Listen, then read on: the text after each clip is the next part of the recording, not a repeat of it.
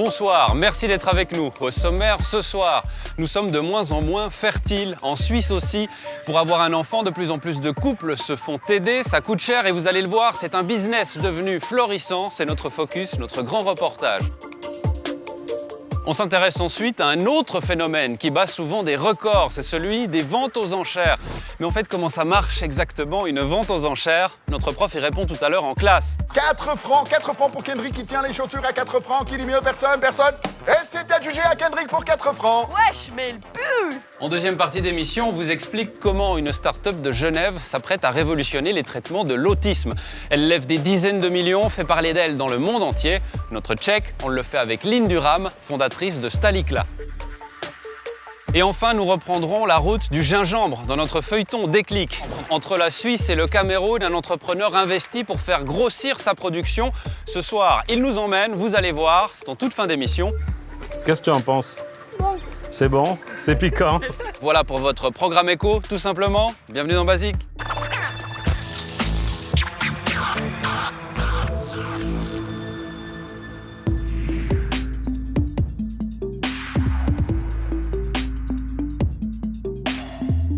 Bonjour Léa. Bonjour Loïs. Alors premier constat, c'est que nous sommes, la société est de moins en moins fertile, c'est-à-dire? Aujourd'hui, un adulte sur 6 est infertile dans le monde. L'Organisation mondiale de la santé parle d'infertilité lorsqu'il n'y a pas de grossesse après une année de rapport régulier. Ce constat varie en fonction de l'âge. Il est posé après 2 ans d'essai pour les partenaires de moins de 30 ans et après 6 mois pour les partenaires de plus de 35 ans. Bon, du coup, de plus en plus de couples ont recours à la procréation médicalement assistée. C'est même devenu, disons-le, un gros business. Alors, certains traitements sont pris en charge par l'assurance maladie. Ce n'est pas le cas de la fécondation in vitro, par exemple. En Suisse, ça coûte 10 000 francs, ce qui pousse certaines familles à choisir cette solution à l'étranger. Et vous allez le voir, certaines cliniques ressemblent à des hôtels de luxe. Beaucoup de moyens sont engagés pour convaincre. Vous nous montrez que c'est un parcours qui peut être onéreux, c'est aussi un parcours qui est émotionnellement difficile. On regarde. Le petit Loïc a 17 mois. Il est né grâce à la procréation médicalement assistée. Comme Samia et Ricardo, de plus en plus de couples ont recours à la science pour avoir un enfant. Quand tu sais que c'est bon. Oui. Et que Là, qu'on a réussi et tout, c'est juste magique, quoi. C'est juste... c'est magique, quoi. Il est un peu trop petit, hein. je crois que c'est pas Un parcours difficile et riche en émotions. Ils vivent des mois d'incertitude avant d'être suivis par l'unité d'infertilité de l'hôpital neuchâtelois. Mais 3 inséminations artificielles plus tard, toujours pas de grossesse. Les médecins leur conseillent une fécondation in vitro. C'était là qu'on a eu le rendez-vous pour savoir les coûts. C'est là que ça fait mal. Ouais, ça nous a Malheureusement, ouais. Mais c'était 10 000 francs. 10 000 francs. Pour une seule tentative. Oui. Et puis, du coup, c'est là qu'on a pensé au Brésil. Vu qu'on a un couple d'amis qui ont fait ça au Brésil, justement, ils nous ont expliqué comment ça s'est passé pour eux et tout. Et c'est là qu'on a pris la décision, on va pas se mentir, hein, au Brésil, ça nous a coûté 2 000 francs. On a vite fait le calcul. Ouais, le train est là, il va partir. On va faire ciao. Et le Brésil, pays d'origine de Samia, leur porte bonheur. Il ne faut pas oublier aussi que nous, on partait déjà en vacances au Brésil. On part tout le temps en vacances au Brésil. Alors, du coup, pour nous, la facilité, c'était j'y profiter, que je sois avec ma famille, que je dois dans mon confort émotionnel pour avoir ce traitement-là. Ta toute première photo de Loïc? Oui, c'était la première, oui. C'est la première ici au Brésil, la deuxième au Brésil et la première en Suisse. La FIV fonctionne du premier coup. Le petit Loïc voit le jour par césarienne le 29 avril 2022 à Neuchâtel. Tu vas faire la sieste, ciao. Voilà comment se passe une fécondation in vitro. Le médecin prélève des ovules chez la femme, l'homme fournit son sperme. Le processus se passe ensuite en laboratoire. Les 2 échantillons sont manipulés par un laborantin au microscope. Il sélectionne minutieusement des spermatozoïdes et les insère un par un dans les ovules. Une fois fécondés, les ovules passent 5 à 6 jours dans une armoire à 37 degrés. Leur évolution est sous surveillance. Celle qui s'est le mieux développée sera implantée par le médecin dans l'utérus de la femme. En Suisse, la fécondation in vitro n'est pas prise en charge par l'assurance. Dans le pays, près de 3% des naissances ont lieu suite à une FIV, mais ces interventions ne sont pas toujours couronnées de succès. Seule une fécondation in vitro sur 5 mène à un bébé. En Suisse romande, c'est le CPMA à Lausanne, la référence dans le domaine de la procréation médicalement assistée. La clinique se trouve en plein centre-ville, au Flon.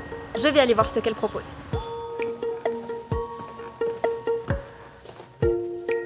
L'infertilité est croissante dans notre société.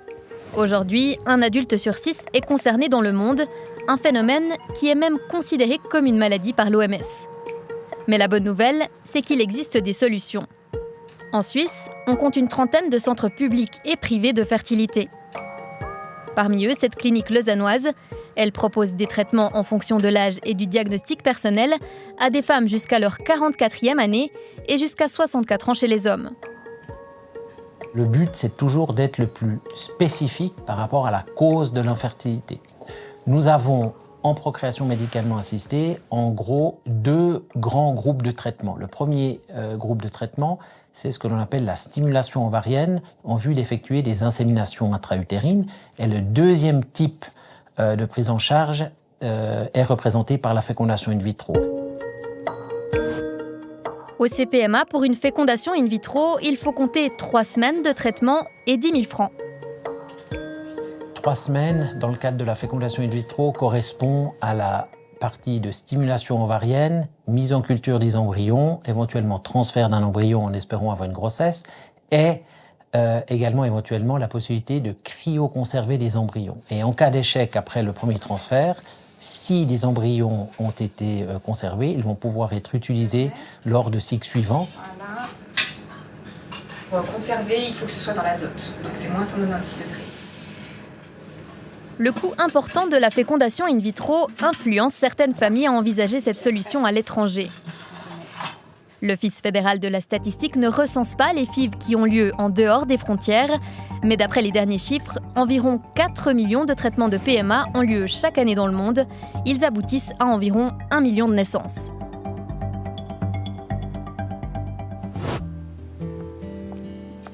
Adva Grundmann connaît bien le monde de la procréation médicalement assistée. D'abord parce qu'elle y a eu recours, ensuite parce qu'elle et son associé gèrent 2 entreprises dans le domaine de la fertilité. La Genevoise est une intermédiaire dans ce type de parcours. Elle propose des solutions aux particuliers, puis passe le relais aux médecins. Elle collabore avec des cliniques en Espagne, au Portugal, en République tchèque et en Grèce. Des établissements choisis selon des critères précis. Vraiment, l'expertise, c'est la première chose. Ensuite, après l'expertise, parce qu'il y a beaucoup de cliniques qui ont l'expertise, eh bien, c'est le rapport humain. C'est des cliniques qui ont cette approche individualisée et humaine, qui sont un peu comme des familles autour du patient, qui vont les rassurer lorsqu'il va aller à l'étranger, qui vont pouvoir vraiment les accompagner. Et c'est vrai que les cliniques avec lesquelles je collabore, c'est des cliniques qui ont plus de 50% de leur patientèle qui sont à l'étranger et parfois même outre-Atlantique.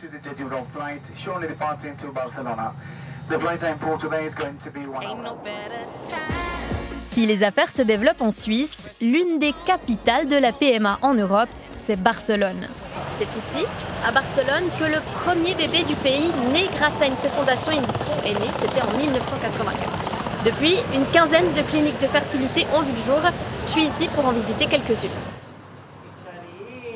Je retrouve Adva Grundmann chez un de ses partenaires, ravi de la recevoir. Fertilab est un établissement indépendant de taille moyenne. C'est son rapport aux patients qui a séduit la Genevoise. On s'est retrouvés dans cette idée du traitement individualisé et d'avoir une vision globale de la patiente. Non ? Et ça, malheureusement, c'est un modèle qui est en train de disparaître en Europe. Le centre effectue entre 1000 et 1200 traitements par année. Le 70% de sa patientèle est étrangère, car l'Espagne a non seulement des techniques à la pointe, mais aussi une législation plus permissive que ses voisins européens. On fait du diagnostic préimplantatoire, c'est-à-dire du diagnostic génétique, et aussi des traitements avec des donneurs, notamment des donneuses de d'ovocytes ou des donneurs de sperme. Le taux de naissance, il est de Tout confondu, c'est difficile à dire, mais je dirais en gros en 50%. Chez Fertilab, une FIV coûte entre 5 et 7 000 francs, sans compter la médication et les frais de voyage. La visite à Barcelone se poursuit à l'Institut Marquès. Changement de dimension, cette clinique est une des plus importantes de la ville. Elle appartient à un très gros fonds d'investissement international. Adva Grundmann est invité à la découvrir en vue d'une éventuelle collaboration. Le bâtiment est ultra moderne avec 7 étages consacrés à la fertilité. Salle d'attente sous forme d'alcôve de confidentialité, rendez-vous en ligne.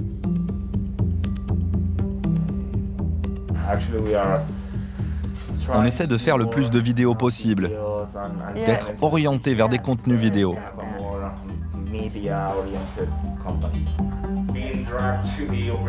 Espace pour dons de vulve et de sperme dernier cri, et même des arguments marketing.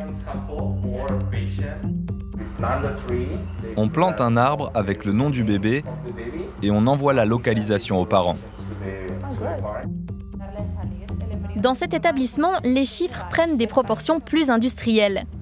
Le 70% de sa patientèle est étrangère, 3000 traitements par an y sont effectués. Un business en plein essor et l'Espagne a de beaux jours devant elle. Car nous sommes toujours plus vieux au moment du premier enfant. Et c'est un fait, nous faisons moins l'amour qu'avant.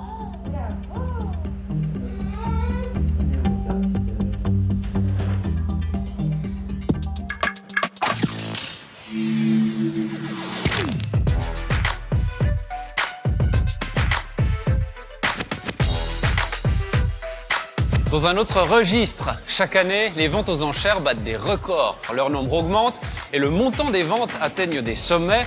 Mais en fait, comment ça marche exactement une vente aux enchères? Eh bien, figurez-vous que notre professeur a la réponse.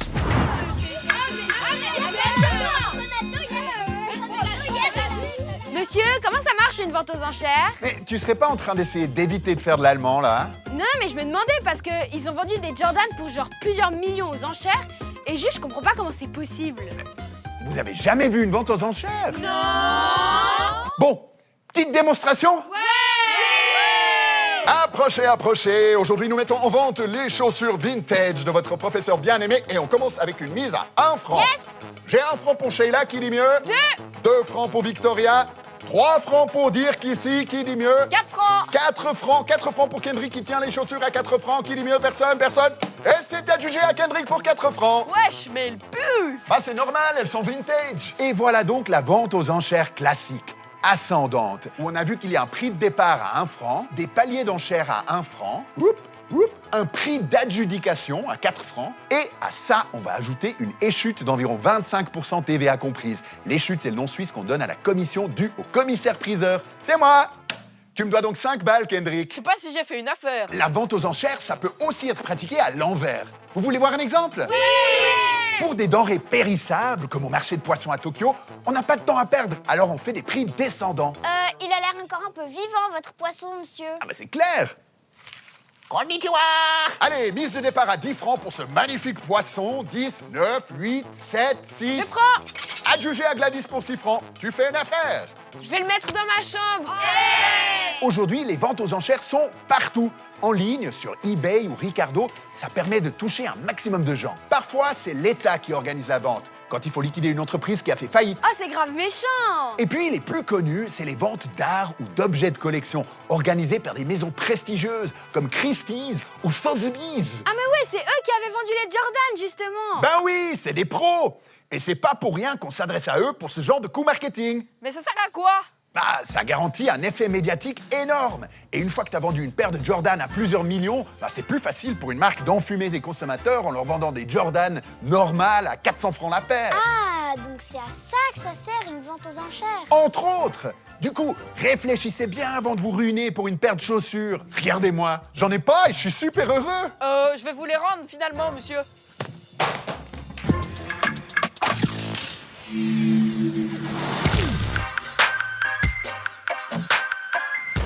Elle pourrait révolutionner les traitements de l'autisme. La start-up Stalicla fait de la médecine de précision.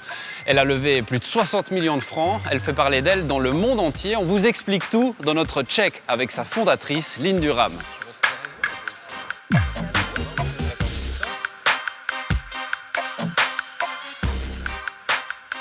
Lynn Durham, est-ce que vous pouvez nous expliquer en quoi les traitements de l'autisme que vous recherchez sont novateurs ou presque révolutionnaires ?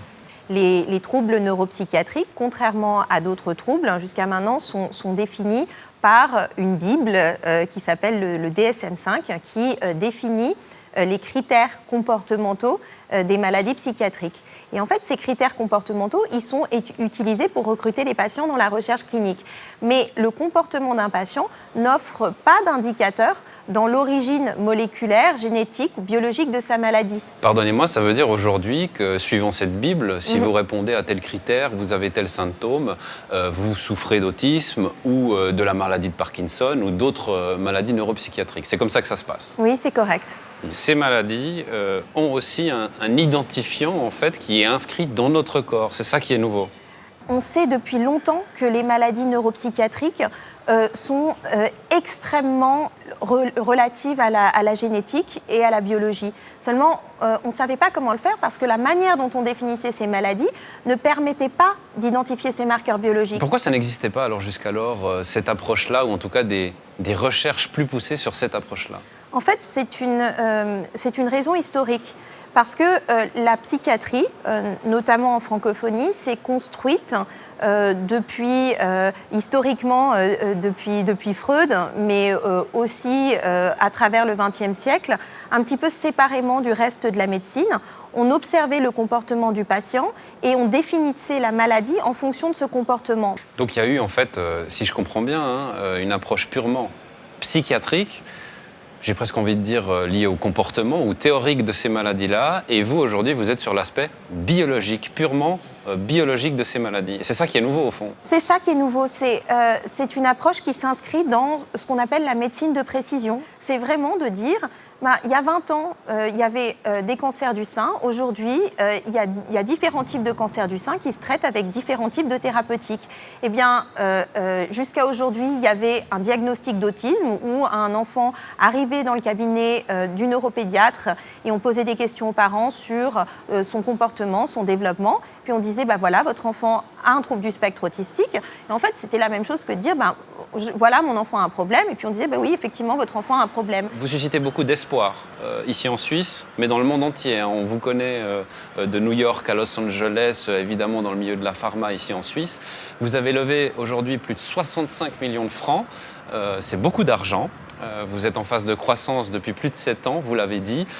Comment ça se fait qu'il y ait autant d'espoir dans votre entreprise aujourd'hui ?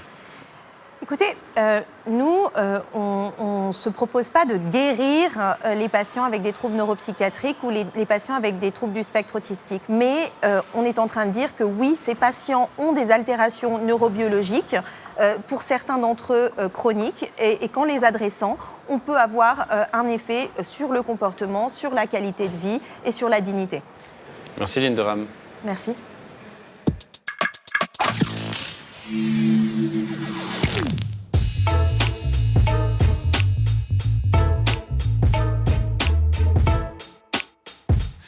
Nous quittons à présent Genève. On vous emmène au Cameroun. Dans notre feuilleton Déclic, on retrouve Paulin. Il est entrepreneur, son business c'est le gingembre. Aujourd'hui, il investit pour augmenter sa production. C'est un défi de taille qui passe par ses plantations. Ce soir, il nous emmène. Le roi du gingembre, c'est l'épisode 2 par Karim Amine.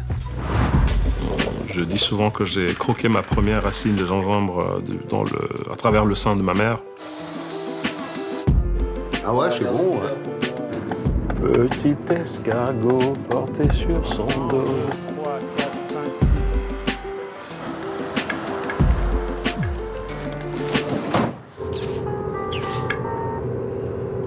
Allô? Allô? Oui, Henriette, comment ça va? Pas bien, ça va bien, toi? Oui, ça va. Je viens de récupérer en fait les colis à l'aéroport de Genève, là, au fret. Ok. Et donc, je suis en train d'aller les stocker dans mon futur nouveau local. Alors, ça, c'est ma petite sœur au Cameroun qui m'appelait. Donc, c'est elle qui s'occupe du transport de la plantation, on va dire, jusqu'à l'aéroport.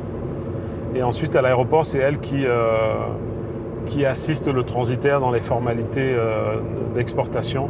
Donc, on va dire que c'est un partenaire clé. Alors, la prochaine étape, c'est l'agropole de Molandin.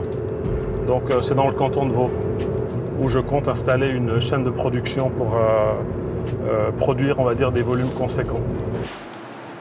Bon, on n'est pas encore sur la grosse production. Dès qu'on aura installé la machine, là, on ne pourra plus venir avec cette voiture. Il faut dire qu'à partir du moment où la demande ne cesse de croître, l'équipement avec lequel j'ai commencé à travailler devient, je dirais, obsolète. Il se pose la question de s'agrandir pour continuer à faire le même produit qualitatif à grande échelle.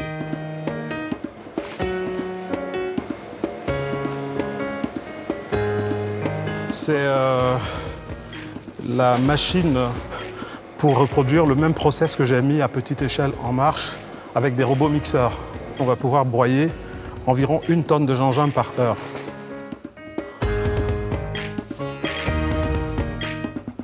Je vais me rapprocher beaucoup plus du centre de la Suisse. Donc, en termes logistiques, je vais avoir plus de facilité à distribuer mes produits.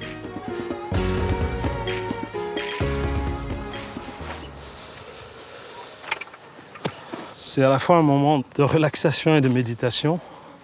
C'est un moment aussi qui me permet de me reconnecter à mes origines, parce qu'à la base, je viens d'une région agricole au Cameroun.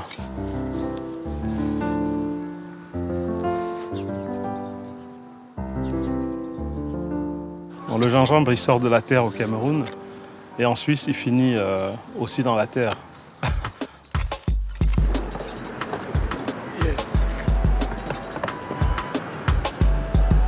Donc là, je vais au Cameroun rencontrer mes fournisseurs, m'assurer qu'ils vont pouvoir tenir les volumes dans le futur. Je vais aussi rencontrer des entrepreneurs camerounais avec qui je vais pouvoir créer des synergies. Et aussi, je vais à la rencontre d'un jeune Camerounais à qui j'ai confié un projet d'expérimenter des racines de gingembre qui viennent de Chine là-bas.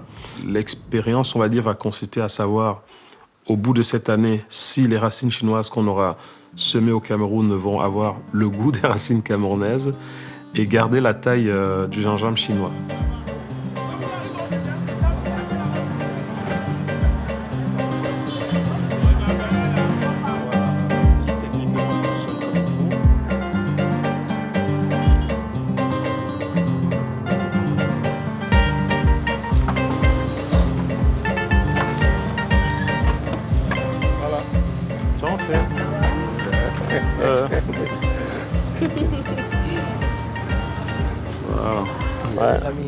Vous avez écouté le ail. Ça, c'est Suzanne. Voilà, c'est pour toi. Donc, c'est le chocolat produit en Suisse avec le cacao du Cameroun. Et c'est produit en Suisse dans la région du Valais. C'est une région qui ressemble beaucoup à la région de l'Ouest. C'est à Sion, là. Alors oui, c'est à côté de Sion. Ouais. Il est en ligne avec moi. Alors, le Ndinja, parti en Suisse en racine, il revient. Voilà. Alors, c'est à diluer. C'est un peu fort. Ouais, c'est un peu fort. Tu me dis ce que tu en penses. Qu'est-ce que tu en penses? Bon. C'est bon? C'est piquant? Alors même de l'eau. Apollon, t'as la dieu. Andinja. Voilà. Et quand vous le sentez comme ça, l'arôme vous amène au ciel. Le gingembre, c'est un pont entre la Suisse et le Cameroun, en fait. Liaba, liaba, liaba.